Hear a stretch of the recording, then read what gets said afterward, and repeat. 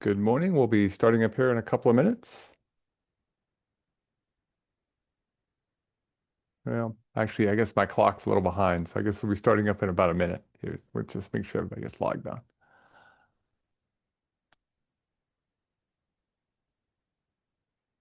As soon as they're done here, I'll go reset my wall clock. It's not one of those automatic things.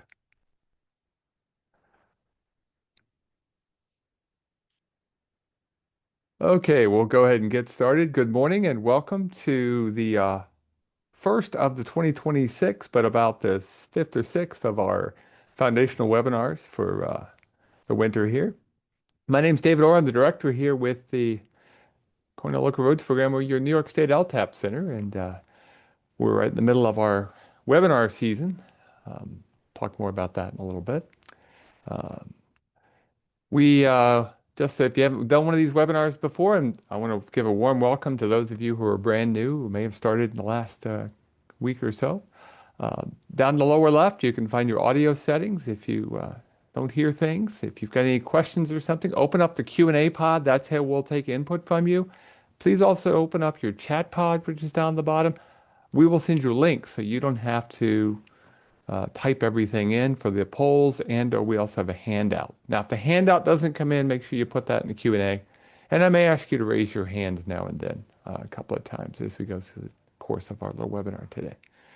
Okay, so we're going to do a bit of a welcome. We're going to use some polls to do this, and I'm going to fight with my computer. I got a new computer, and it's giving me some grief, but we'll make it work. We'll have a little fun here. Okay, so we're doing polls. This is pollev.com/DavidOrPE. And this, by the way, this particular webinar is worth a professional development hour for those of you who are getting continuing education credits. Okay, so let's see, who do you work for? Do you work for a town, a county, a city or village, state or federal, tribal, MPOs, consultants, contractors, or the weekend? Uh, or a living, I guess I put it on there, but just have a little fun. We have a couple of people who are working for a living. Different reference to a 1970s song, right? Okay, we've got a great variety. I like it. We've got county, we've got town, village, state, federal.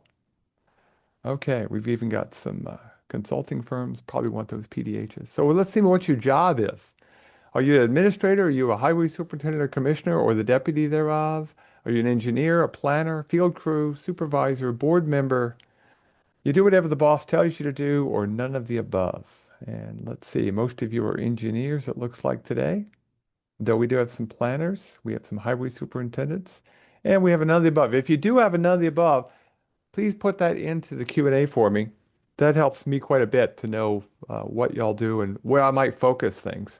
So for instance, today we have a lot of engineers, so I'll probably give a little bit more focus on that, but certainly don't want to forget things. Now, how long have you been in your position? Now, I'm hoping we get a couple of people who are in the less than a month category because that means you started on Monday because you're a brand new highway superintendent. Uh, if you are, welcome, and we hope to see you not only in these webinars, but at our workshops and our conferences and stuff like that. And again, if you can't access the polls for some reason, go ahead and put the answers in the Q&A, and Jody and Amanda sitting in the background will clear everything up magically. I won't have to take things with my hands, but I can see a good variety of folks. That's good. Okay. Okay. And then finally, this helps me quite a bit, more than you might think, once my mouse decides to play a friendly. Where are you from?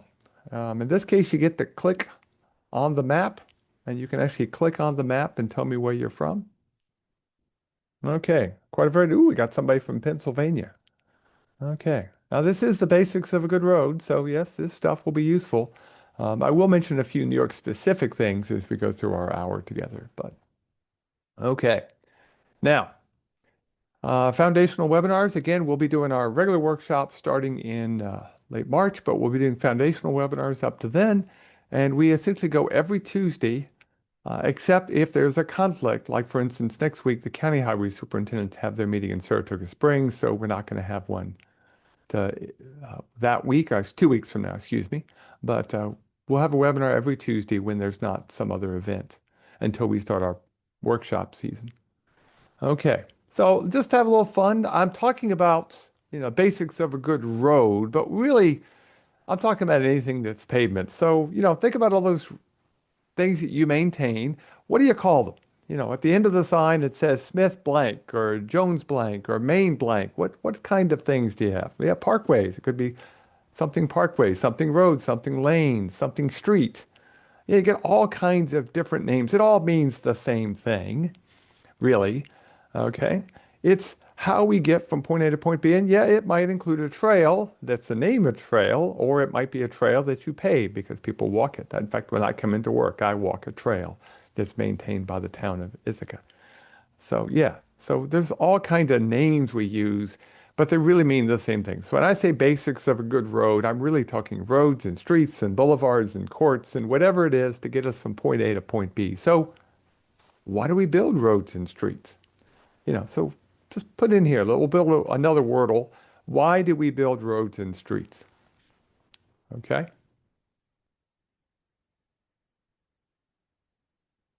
Mobility, yeah.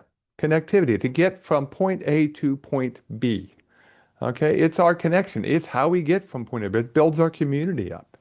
Okay, it's accessibility, helps us move, helps us get from home to school to work and back again.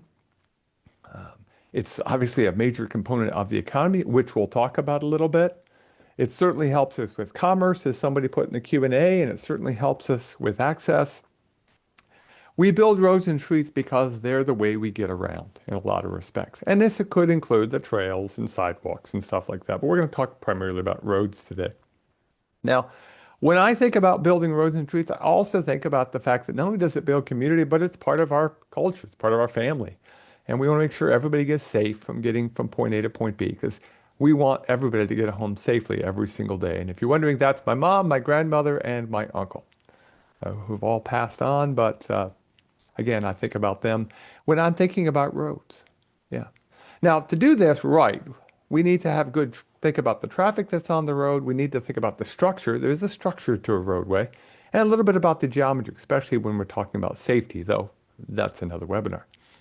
Now, in terms of traffic, obviously we have to build the roads to handle the loads, as one of our previous circuit riders used to say, Ed Carney. And this is out in Yellowstone. It's a little bit of a different loads, but we don't have any buffalo here in New York, though we do have the Bills. Go Bills. But who uses our roads and streets? What kind of traffic do we have to account for on our roads and streets? Yeah, we have to think about almost everyone. Bicycles, buses, cars, trucks, school buses. Yeah, emergency vehicles, taxis. Okay, delivery vehicles. Okay. And so there's all kinds of different users of roads and streets that we have to deal with. And we have to design for the traffic. Okay. Trucks are going to have a structural difference. Bicycles and cars are going to be different. Pedestrians go wherever pedestrians go. We need to account for this. And yeah, somebody put in their wheelchairs and think about somebody pushing a cart down the road or a stroller. Amanda probably pushes the stroller a lot. Okay, so think about that. Now, one of the things we tend to do when it comes to the basics of good roads, we divide them up into different functional classes. And yeah, I see somebody put self-driving vehicles in there. Yeah, that's going to be an interesting thing to watch. So we have functional systems. Now, the primary functional systems we have are arterials, collectors, and locals. And the principal arterials, those are the main roads. The interstate system is obvious. That's a principal artery. That's the main artery of traffic. But a city like Ithaca, this is actually a functional classification map from Ithaca, from the New York State DOT has it. It's actually one of the links in your handout. If you haven't downloaded the handout, you can download that. There's a link in the chat, and we'll repost that here in a minute or two. But there are some primary arterials that take the main flow of traffic. There may be some minor arterials as well. They're still important, but they're not quite as critical. Okay? Now, in terms of roads that connect to these, we call them collectors because they collect the traffic from the local roads. And those are the three primary things, arterials, collectors, and local roads. But the reality is most of us feel, and it's actually true to some extent, that we live on a local road and we get on our local road, we get to a collector, we might drive an arterial, and then we reverse that process to get to our place of employment. Not always. In fact,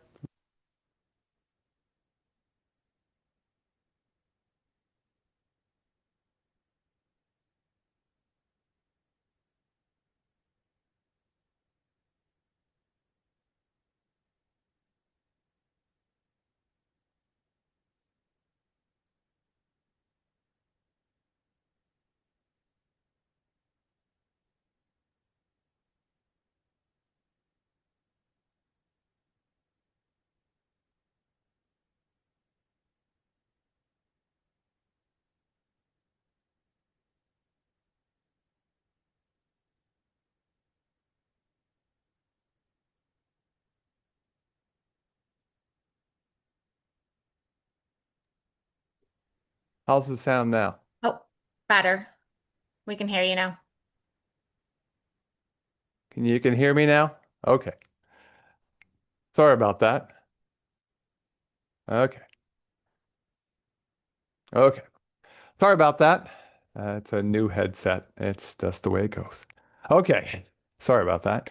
Um, so we have these roads. Everybody thinks they live on a local road. Now, in the last 25 or so years, we've started realizing that uh, we've got some roads are really defined by their land use, and some roads are really, really low volume. The ASHTO, we'll probably talk about ASHTO more, defines a very low volume road as a road under 400 vehicles a day. Okay? And the land use is actually the thing that drives a lot in terms of the design. Now, somebody in the Q&A put a good question in there. And again, any questions you've got, I'd like to see them. Can you define something? What defines the difference between an arterial and a collector? He says principal, but really it's an arterial versus a collector. This is actually set up through the Federal Highway Administration with the help of the DOT. And it's really thinking about those roads that are the most critical because it's actually partly a funding definition. Okay. So within a given community, you have roads that are really important to you, but we're talking at the national level. What are the arterials? What are the most important roads? The ones that connect city to city. Okay, so for instance, here in Ithaca, Route 13 that goes out to Cortland and down south to Elmira, that's an arterial. That's a major, major road. But Green Street coming into the center of town tends to be also an arterial because it's the main route to get into the center of town. But the roads parallel to it may not be as important. And so they might drop down to the collector level if they're still bringing that traffic in, or the local level if they're primary there for residents or businesses or things like that. It's modified, or practically probably should be modified more. We don't look at them very often, but it's something that we need to think about. Okay? Now, it's important that we know the amount of traffic. Are we under that 400 vehicle limit? Or are we over 2,000 and we have to start looking at different standards? And we'll talk more about standards in a little bit. Well, I got some good news for you. I'm going to show you a trick where you can actually estimate the traffic pretty well. And that comes back to an old thing we've seen over the years, and it hasn't really changed. And that is in a rural area, about 15% of the traffic comes by in the busiest hour. Okay?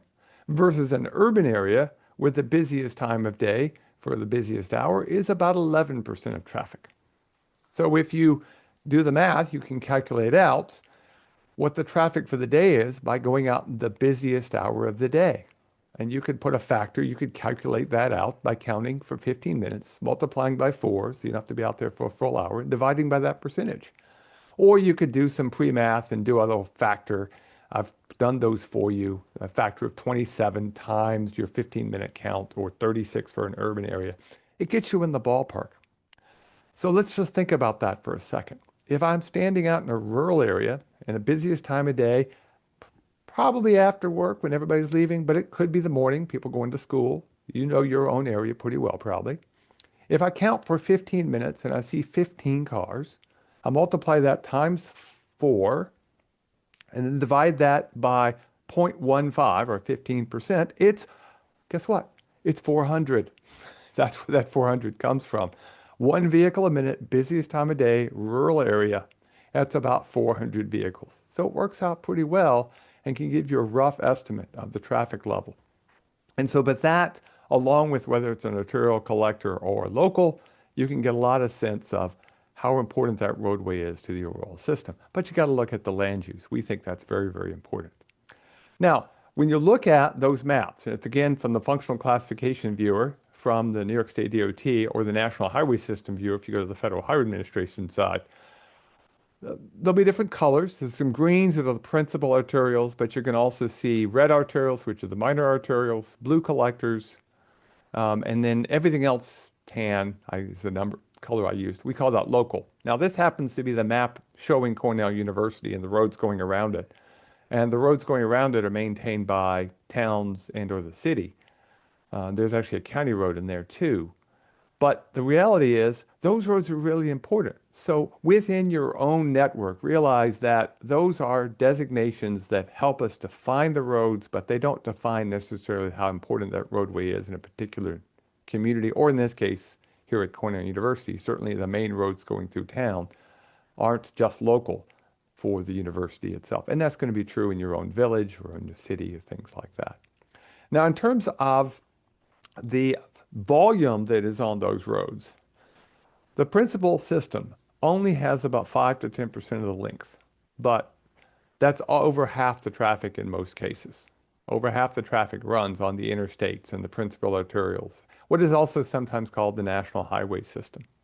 If you add in the principal arterials plus the minor arterials, you're getting upwards of 75, 80% in some municipalities. And again, the length is still only about at most a quarter of the mileage. Collectors, surprisingly low percentage. They don't have a lot of length and volume, but they are critical because they're the connecting roads between where people live, where they work, and those arterials that take the primary volume. In terms of maintaining the local system, one of the challenges is it's only 10 to 30%, depending on the municipality and where you are in the country and the state. But the length is usually three-quarters or more in a lot of cases. So one of those challenges is how do we maintain all of this? And also realize that in terms of goods being transported to get from point A to point B, about 70% of those goods come via truck, some kind of truck, a dump truck, a delivery vehicle, an Amazon truck, a Walmart semi-tractor trailer. Uh, 70% of our goods are transported by truck. The other, by the way, if you're wondering, the other sources are pipelines, railroads, and of course, we still use airplanes and I guess drones to some extent. But all this leads to the fact that we have to design the road to handle the load. We have to have a structure. Now, here's our previous director, Lynn Irwin, who's here for 40 years, and he's pointing at a pothole. And obviously, we don't want potholes in our pavement.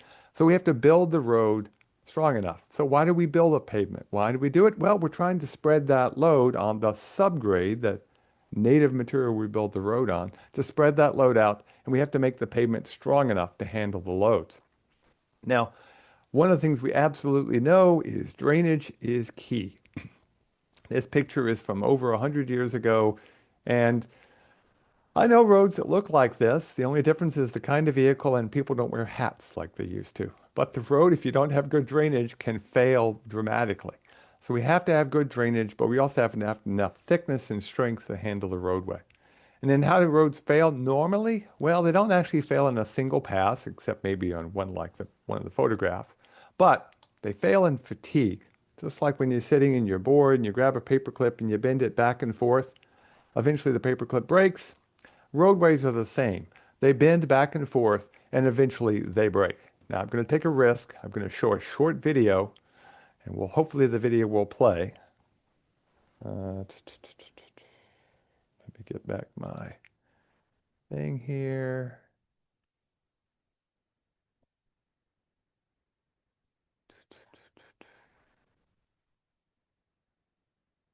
And survey says, hey, it's going to play today. Yay. You always take that risk. Now, so watch this pavement. This is testing done by the U.S. Forest Service. Watch the two green dots, and you'll actually see the pavement move. All pavements actually move under vehicles going by. And the heavier the vehicle, the more they move, as you might expect. So these are fully loaded dual tandem dump trucks with no drivers, by the way. Early technology, they did lose a couple of trucks. But it only takes 81 passes of these trucks to destroy this pavement. Now, if this were a normal road, we'd be very upset, rightfully so. But in this case, they were doing research. They purposely had a high water table, poor drainage, thin surfaced. They knew it was going to fail. They wanted it to fail quickly. But we wouldn't want that on our own roadways. And the reason for this is, of course, it moves too much. And so eventually it breaks down. And what we worry about is the amount of movement, i.e. the strain on the pavement. And the location of those critical strains? Well, as you might expect, right underneath the pavement, okay? So right under, whoop, back up. Get my pen working here. Actually, let's get a color that's going to work better. Let's go with yellow today. Right underneath the wheel, as you'd expect. Also, right here on the subgrade, okay? We can also get some edge effects due to radial tires, but there's a couple of critical points. One, bottom of the asphalt, okay? And one, the bottom of the pavement itself on the subgrade. What happens is those points could lead to cracking in the asphalt or rutting in the subgrade. What we really care about is more movement, premature failure. Now, how much damage occurs? Well, let's talk about the damage of trucks versus cars. I'm not going to get into the math. We only have 1 hour together. But just as a good rule of thumb, the amount of damage goes up by the fourth power, going back all the way to elementary school. Remember that fourth power? So if you take something and you double its load, 2 to the fourth is 16. So if you go from a 3-ton car to a 30-ton truck, if it had the exact same numbers of tires, it could be as much as 10,000 times the damage. But of course, we change how the wheels are configured. We have more wheels on a truck than we have on a car. They're bigger. So it's really actually about 4,000 to 6,000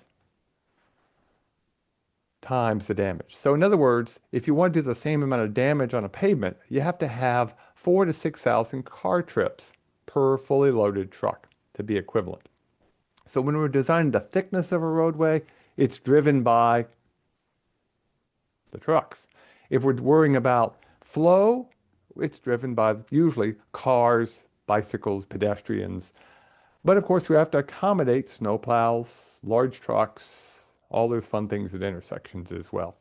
Now, there can be exceptions where we get one load that creates problems. You know, this is actually a digester being moved in Iowa. You can see there's over 100 tires to spread the loads out, but you still want to modify. But most of the time, we don't have to worry about this too much. Now, it also matters what we have on the surface. This is actually a picture from Philadelphia. This is a wood block street, but we probably have different surface materials. So do me a favor. What kind of surface materials do you work with? Okay? Whether you work for a consultant or a municipality, what kind of surface materials do you work with? You can go ahead and put that in.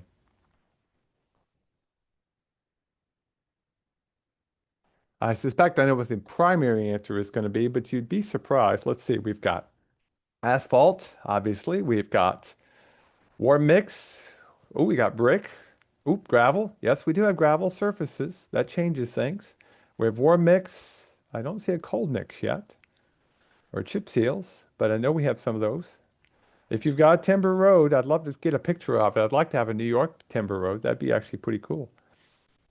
All the ones I've got are from out of state. Okay. Your surface materials. Yeah, chip seals, got it. Concrete. Yeah. The surface type changes how you have to maintain it, but the key is still the same. We need to spread those loads out. And the surface of the road helps take the water away, helps with the drainage. We want to make sure we have the right surface for the right configuration. And we don't want a situation where we get something like this, where this was a gravel road for many, many years. And it was doing okay. Gravel can actually be a very effective surface if you've got good drainage. But if you don't have good drainage, it can fall apart. And if you get a lot of traffic, it gets really dusty and it can't really hold together that well. So a lot of agencies want to pave them. Well, the problem is if you take a gravel surface and you put a chip seal or a cold mix pavement over the top of it, the water that used to evaporate can actually destroy that chip seal. And that's actually what happened in this particular case. So whether you've got a gravel surface or an asphalt surface or even a concrete surface, look down what's underneath. That's going to drive a lot of what you're going to want to deal with. Okay. So look at that carefully and go from there. Okay. Now, I've said drainage before. I'll say it again. There's only three things that matter when it comes to building a roadway: drainage, drainage, and drainage. You got to take care of the drainage, both surface drainage and flooding, subsurface drainage in terms of a roadway failure like this. You got to take care of the water. Excess water is really something we have to deal with. So we want to keep that water out by sealing the surface, by doing maintenance on that roadway. Um, I don't think this is good maintenance. In fact, this is exactly what we don't want to be doing, okay? We want to be doing something else, okay? We really almost be better to do nothing in this particular case than to do crack repairs in this case. Make sure you're doing the right maintenance, the right treatment at the right place at the right time. And when you decide to do it well. In terms of how pavements fail, the good news is over time, they stay in pretty good shape for a long period of time. If we catch them at the right time, we can get away with crack repairs, chip seals, a thin overlay. But if we just wait a few more years as that pavement begins to deteriorate down, now instead we're going to have to do a major overlay or a mill and fill or maybe even a rehabilitation or reconstruction. So it's going to cost 4 or 5 times as much per square unit. By the way, it could even be 10 or 15 times more if you wait all the way until it's really poor. So we're being conservative here. You really want to do your maintenance much sooner than you think. Do your maintenance up in this zone here, the very good and good. People don't always like to hear that. Oh, why are you chip sealing that road? It's in great shape. Why'd you put a slurry seal down? Because we want to keep that road in good shape. Just think about the siding on your house. You want to keep that siding in good shape. That's the best time, the cheapest time to fix it. Somebody put in the Q&A, by the way, a question, and it says, does evaporating moisture from a gravel road affect the cold mix pavement the same way it will a chip seal? It can. It may take longer because you've got that structural thickness, but yes, it can. So that's why you want to have good, clean gravel underneath your surface. And if we had a whole 2 hours, we could talk about gravel quality. But we actually have a whole series on our website about what makes good gravel. If you're interested, you can go on that, and we can get you a link for that as well. And Jody, can you do me a favor and copy that wooden timber bridge that's in the Q&A, and I'll look at that later. Thank you. Now, let's finish up our discussion about the three important things, and we're going to put this all together about geometry of the roadway. Now, remember, the geometry is really being driven by the volume of the cars, maybe dealing with bicycles and pedestrians, and then, of course, making sure the trucks can get through. Okay? So what does the public need? I'm going to give you three choices, and I'm going to let you pick your best choice. Of course, you know what, the answer is not just one, but let's see what happens. If I can only pick one of these three, which one are you going to choose? Are you going to choose the 10-foot roadway that had good drainage when I took the picture? It doesn't now, so it now potholes, but let's assume it's the good drainage, 10-foot wide gravel roadway. 22-foot wide cold mix with a chip seal on it roadway, okay? Or 36 feet wide with a parking on the sides and curbs and gutters. If you can only get those three, and I could pick one, which one are you going to vote for? Let's see what y'all vote for here.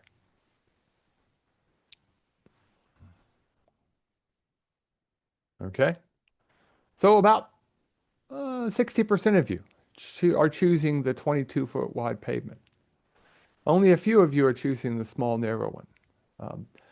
Here's the thing. This is the thing I really would like the take-home message to be, and that is, try not to get in the habit of, oh, well, we'll just use a standard design in every single case. Even a relatively small municipality, a small town or a village, is going to have different roads with different needs. So if it's a residential only street, 10 to 15 feet may be more than adequate, especially if you don't allow parking or it's one way. If you're on a county road or a town road out in a rural area, 22 feet with some shoulders probably meets the needs. But if you need to allow parking and curbs and gutters and buses, you might need that full 36-foot width. So you want to make sure you've got standards, and we'll talk more about standards in just a little bit. But make sure you've got a plan in place and realize it might have to change. Okay? Because what does the public need? Might change a little bit. Don't make it too big, but don't make it too small. Now, as part of the geometry, we do have to worry about the horizontal and vertical curves that exist. Those are not things we change a lot, but we should be thinking about them and maybe improving them a little bit. We certainly have to deal with intersections, and they can get pretty complicated. Again, if we had a whole day and we have a class, local roads and streets, done right, that talks about that, where we can get into some more of these kinds of issues. But just realize that all of these geometry issues have to handle the traffic that's on them. Now I'm going to introduce to you a term. This is a very important one. It's called the stopping sight distance. Okay? The stopping sight distance is the distance it takes for a vehicle to stop from the time that they first see something until they actually stop the vehicle. So that includes two components. One component is the perception reaction distance. That is essentially the amount of time it takes for you to actually realize, oh, there's a deer in front of me. I got to put my foot on the brake. Okay? And then the actual distance to stop the vehicle. Okay? And now, of course, when we do this, we actually usually design it for the driver's eye, which is usually a car is the driver in this case. Trucks are a little higher, but they do take longer to stop. And then we assume the pavement is wet in most conditions. So that means that that stopping sight distance that we might use for design is probably inadequate on a snowy day, but is probably, a little conservative on a nice warm day when the pavement is nice and dry. But we have to pick some standard, and that's typically what we do. Now, in terms of the perception reaction time, most people can react to an unknown, not sure what's going to happen, like the deer running out in front of you, in about a second to a second and a half. But we usually use 2.5 seconds because we want to give as many drivers as possible the time they need to put their foot on the brake and stop the vehicle in time. And so in a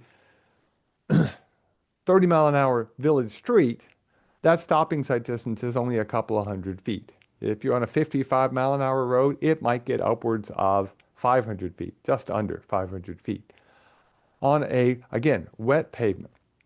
Now, in the last few times we've been doing the design analysis, people have added something called decision sight distance.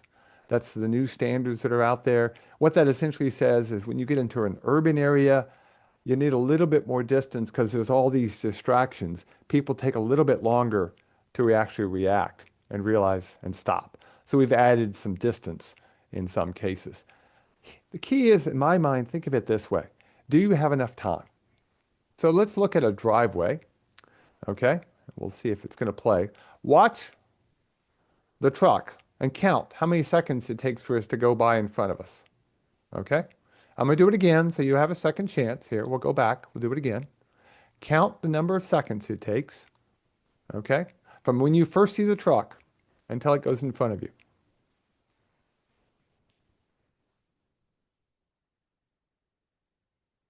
Okay, now raise your hand if you got more than 7 seconds. Raise your hand if it's more than 7. Okay. Okay, so I got 9 of you. Okay, watch this magic. Everybody's hands are going to get lowered. My hands are showing. Watch this. Here we go. Magic. Come on, ladies, give me the magic.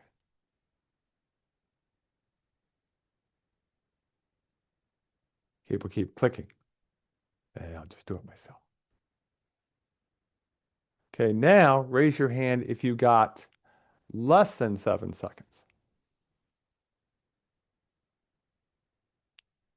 A whole bunch of you. Okay, and then if you didn't vote, I'm going to assume you got exactly 7 seconds. Okay, so what I'm saying here is you need about a minimum of 7 seconds pulling out of your driveway. The that actually accounts for the vehicle speed. It gets pretty close. It's actually surprisingly good. You really would like 14 seconds, double that to be conservative, but as a minimum, good rule of thumb. If you don't see 7 seconds, you're probably going to have to think about traffic control, or maybe you got sight distance issues. And so these are things you want to think about a little bit.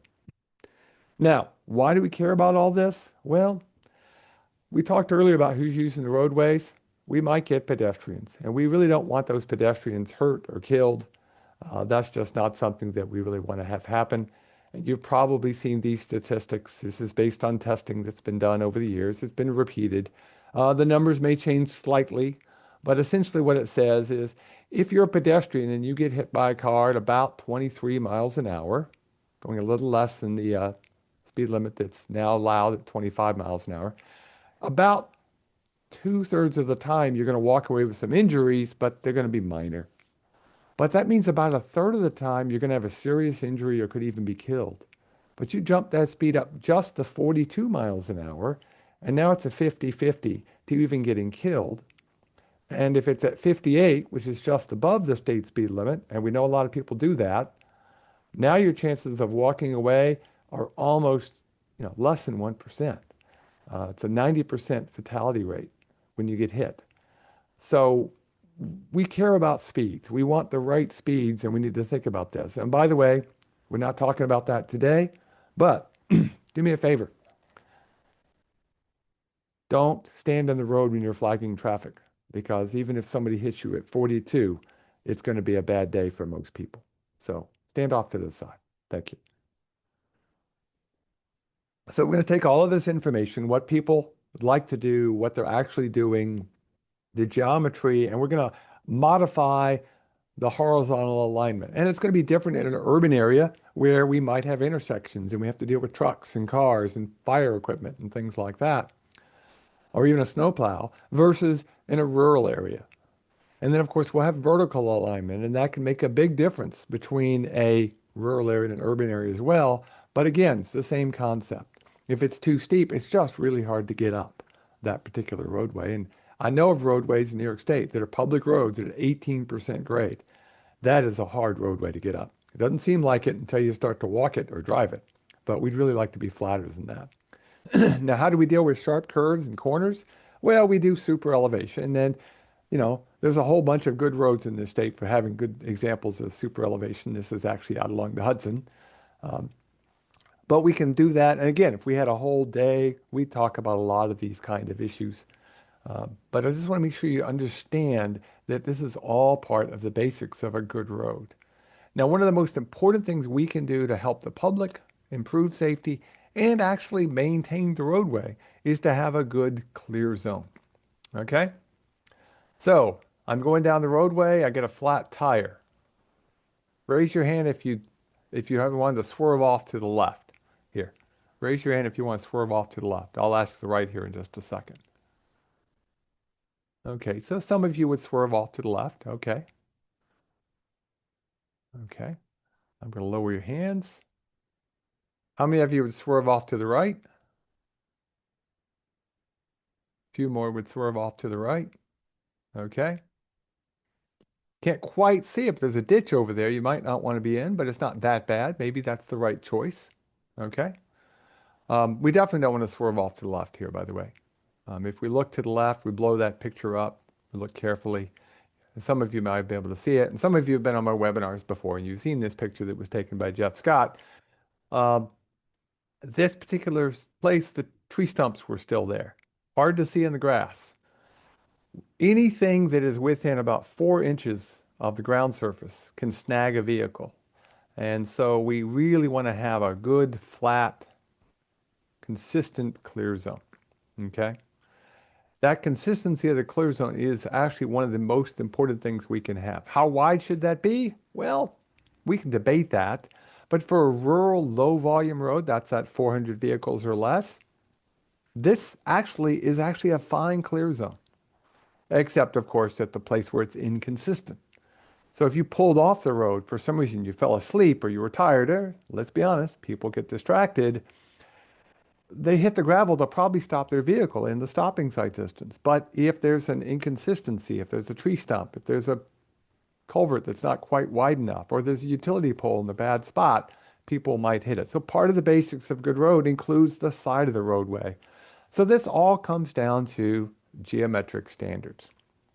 So raise your hand if you have a set of geometric standards that you follow for your municipality, or if you're a consultant that you use for design. Raise your hand. hope most people raise their hands. If you don't raise your hands, that's okay. We're going to talk about what standards you might want to adopt. Everybody should have a set of standards that they adopt. It helps you in court. It helps you have good communication with the public, and it reduces your liability because then you don't get held to somebody else's standards. So really important to have a good set of standards. What are the choices? Well, and again, these are linked in your handout, so you do not have to memorize them. There is something called the AASHTO Green Book. Now, everybody wants to know, why is it called the Green Book? Well, that's because AASHTO used to have a yellow and a blue book, one for rural, one for urban, and they blended them into a single book, and it became the Green Book. It's nothing fancier than that. New York State uses the Green Book as their starting point with some minor modifications because of the fact that we do get snow and ice and there's some weather issues. So if you want to follow the New York State's Highway Design Manual, you're really following the AASHTO Green Book with the New York State spin on it. And that's actually a fine standard. And for roads above 2,000 vehicles a day, it's actually a pretty good standard and probably one you should think about adopting and following. And again, you might need to make some modifications for your particular municipality. Okay? Now, AASHTO did come out back in 2001 and updated in 2019 a set of design standards for low volume roadways. And now it's up to 2,000 vehicles a day. If you know the history of this particular document, it actually comes from a document produced here in New York State by the DOT because they realized that the design standards for low volume roads really weren't adequate for what was actually out there and working. And so these standards are developed, they're risk-based, they're a really good one to adopt, and our standards that we have on our website do actually use these standards as their starting point.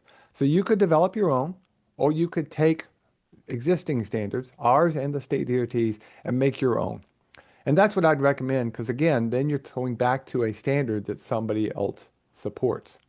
Okay? So we have those kind of things that we get to deal with on a regular basis. Okay? So again, try to make sure you've adopted some good standards. Now we have here over in the Q&A, before I get to the 10 commandments for a good road, what is the rule if you're in an acceleration lane? I'm not quite sure. Are we talking about stopping sight distance? Or are we talking about clear zone? If you could expand on that a little bit for me, Paul, I'll try to answer that question in terms of what that is before we get done this hour. Okay. Now, I want to talk about the 10 Commandments for a good road. This is actually something that was developed by, again, one of our circuit riders, and we've modified it since, Paul Cooney. And so his 10 Commandments to make a good road, some of them double up. There's a little bit of overlap, I'll admit that, but they're pretty important. Okay? Now, what I might ask you to do for me is a couple of times either raise your hand or put something in the Q&A, so get ready. So first things first, as you might expect, drainage, drainage, and drainage, you got to get the water away from the roadway. Here's a photograph that we can share. We give credit to the guy who took it, Jay Olson. It's in Saratoga Springs, and it says, drainage is critical for roadway design. Ducts are an indicator of poor drainage. If you have ducts living beside your roadway, I do think you probably have a drainage problem. Excess water is the key. It's not all water. And although we say get water away from the roadway, it's not all water, it's the excess water. And if you want to think about this, just imagine building a sand castle. If you don't have enough sand, your sandcastle will fall apart. If you have too much water, your sandcastle will fall apart. So the key is the amount of water. You want the right amount of water. Get the excess water. Okay. Okay? So build on a firm foundation. Okay? What that says to me, and it's important to think of it this way, is make sure wherever you can that you put the best materials you can as you build that roadway up. It's real tempting to say, it's just gravel. No big deal. But that's the hardest part to get right, because you don't have to dig it back up. Because if the roadway falls at the bottom, you got to dig the roadway up to get to it. Okay? So make sure the foundation is in good a shape as possible, and it will reduce your problems in the surface later on. Oh, and by the way, this is from an earthquake. Not much they could do about the movement in this particular case. So that means you want to use the best materials that are available. Okay? You absolutely want to make sure you choose the best materials. And whether that's your gravels underneath, your pavements, whether they're concrete or asphalt or brick or timber or whatever you're using, use the best materials available. Try not to get in the mentality, just save a little bit. Try to get the best possible materials. But as this picture reminds us, using the best also means using them properly, making sure you install them well. Okay? So, two examples I usually give people when we're talking about this in our longer class. One is cold patch. Make sure you use the right cold patch. The polymer cold patches that are out now work better. They cost more, but they last more than twice as long, so they pay for themselves. And if you put it down at the wrong time of year, or if you put it down over the top of a possum, things aren't going to work. So you got to do them right. So use the best materials available and install them properly. Make sure they're compacted. Okay, any materials that you use for a roadway probably have to be compacted to some extent. Okay, now this guy's a nice little picture and it makes a nice sound, but you don't get much compaction from one of these little handheld compaction tools, maybe an inch or two. But I see people trying to compact 6, 7, 8 inches of asphalt with these things or gravel. They're not going to do that much. You'd be lucky, even on a gravel layer, to get 5 or 6 inches. So get the right compactor for the job. Okay, this gives a nice surface, but it's not really giving you the level of compaction that you want. Because if you don't get the compaction, guess what the water is going to do? It's going to flow through and you're going to have a bad day. So make sure you compact the materials well. Okay, design for winter maintenance. Okay, what that means is you got to be ready for the a bad year, not the average year.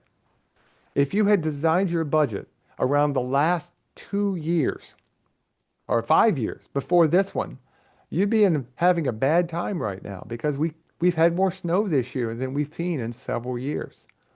So you really want to be designing for more like the 75th or 85th percentile year. You know, the worst case out of 8 or 10 years, 8 of 10 years, excuse me.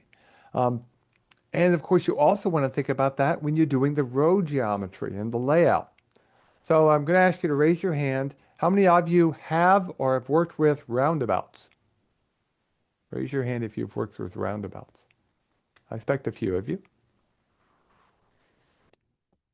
A lot of the roundabout designs that are out there were developed by people in places where it just doesn't snow. So when you're laying your roundabouts out, think about how the plow's going to get around it. Where's it going to throw the snow? Is it actually purposely going to go backwards in a few cases? I've seen people do that with clover with cul-de-sacs, where they have the round cul-de-sacs. They actually plow the snow into the center, into a drainage area in the middle. And it's actually more of a cul-de-ring than a cul-de-sac. And they actually have a drainage spot in the middle. Design for the winter maintenance. Think about that when you're designing your roadway. Okay? By the way, if you're wondering, this is up in Oswego County about 28 years ago, something like that. Okay.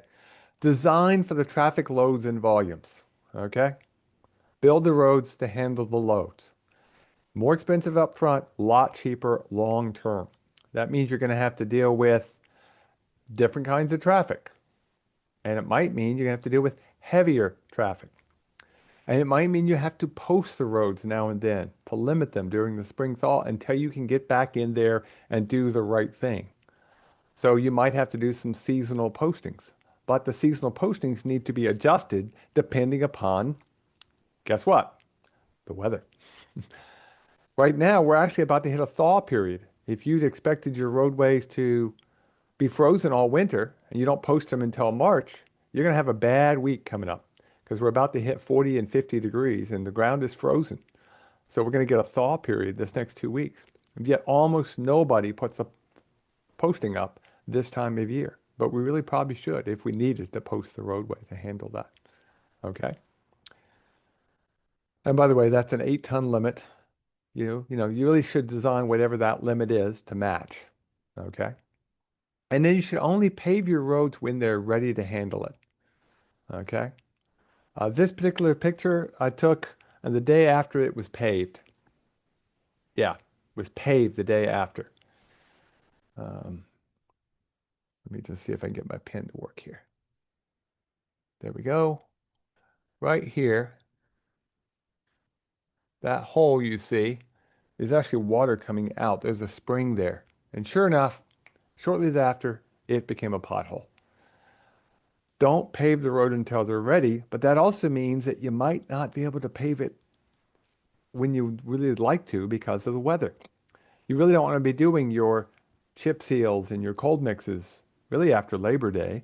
Yeah, we get warmer weather. We can get a little bit later, but the colder it gets, the less likely that pavement is going to survive. So again, pave the roads when they're ready and plan for what might change. And then build, of course, from the bottom up. Now, this sounds a lot like build on a good foundation. Well, it does and it doesn't. Building on a good foundation means make sure you know what's underneath and as good as you can possibly get. But when you do actually go in to build the roadway or you install that culvert, make sure the bottom, wherever you're working, you've really done a good job of putting the best quality materials. You might have to go across the soft, swampy area, but wherever you start, that's your bottom. And you want to make sure it's as good as possible and have a good foundation. Look at what's underneath before making the final call what to do. You can always change it, but once you put that surface on, now you're gonna have to dig it out to get back there, okay? And then of course you need to protect your investment. That means you need to do maintenance. Maintenance, maintenance, maintenance. If your budgets are tight, you should probably cut, I don't know, people don't like to hear this, but you should probably cut your capital work first. Your maintenance work needs to stay. That's where you're going to get the best bang for the buck, as we saw with the pavement deterioration chart. And then finally, you got to keep good records. Absolutely key. You got to keep good records. So I'm going to ask you to raise your hand one more time. Raise your hand if you keep a daily log of some type. Raise your hand. How many of you keep a daily log? Especially if you're working in the government sector, absolutely keep a daily log. Absolutely critical. Because you might get pulled into court. You might be asked something. If you don't have a daily log, you don't have good records, how do you go back and get that? Yeah, I know paperwork is a pain. And yes, I've got paperwork I need to do. And yes, Jody and Amanda, I know. But you need to keep good records. They're going to save your bacon later on when something happens. So make sure you keep good records. Absolutely. Okay. Now, I do have a question in the Q&A, and then I'm going to do a couple of poll questions. To go from here. We'll finish up. So the question Paul had asked was about that 7-second rule with an acceleration or deceleration lane. Yes, the rules changed there because you designed an acceleration or deceleration lane to give people time to get up and get some speed in. That's part of the reason we put in some of these things to help with the sight distances. I'm simplifying it, I know quite a bit. I'm just giving you a quick rule of thumb to say, we need to look at it carefully. And you need to go look at the actual design standards, which give you a lot more details about what the actual times are. Because that 7-second is just a rule of thumb to see if you need to go do something more detailed. But the good question, Paul. Thanks for asking. Okay, so let's do a few questions to make both our PDH things and to finish off our session together. Um, so let's see, what percentage of goods are transported by truck? Do you remember that?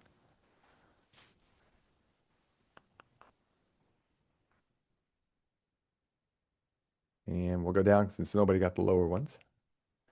Very good. Nice job. Yeah, 70%. Now, yes, that might change slightly in some places, but overall, most of our goods are transported by truck.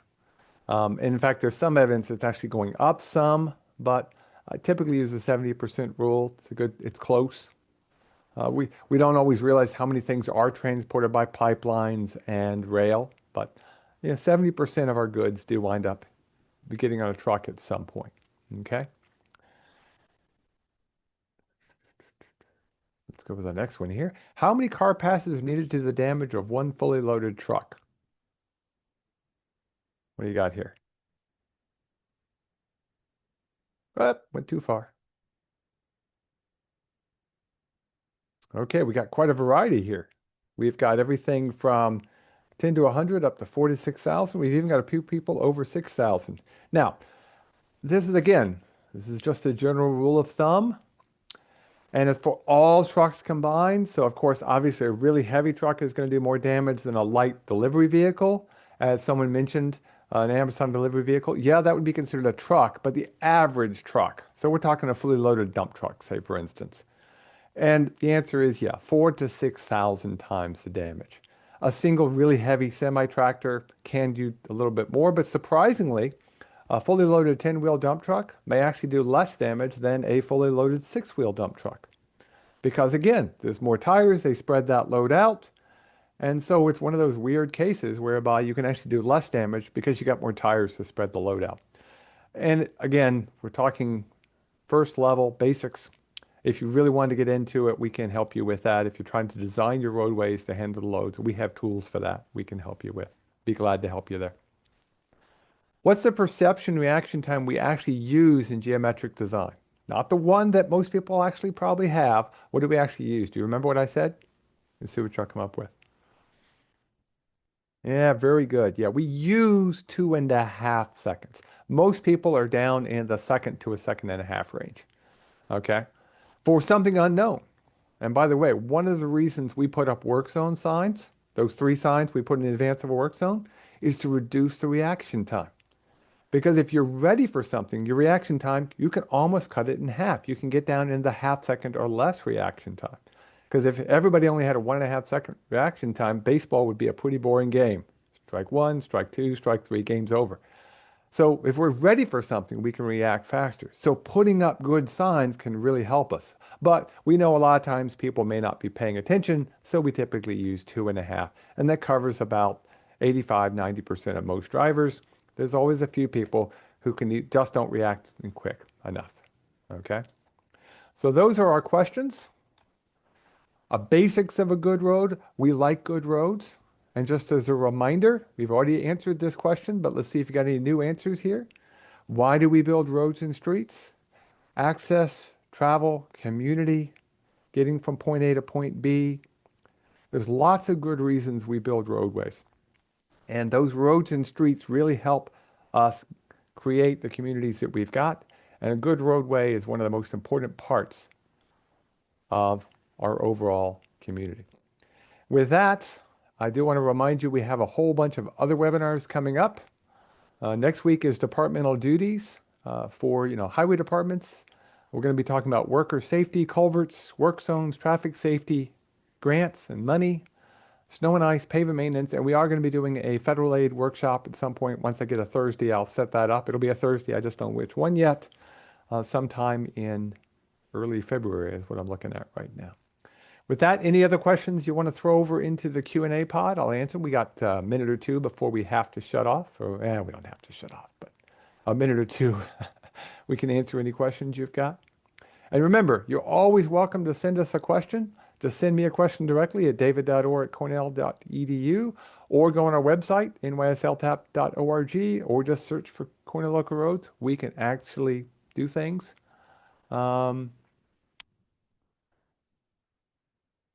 And I don't know about your first question, Paul, but we'll see about answering that one for you about the calendar, the Google thing. And the person who was doing that, he's out today.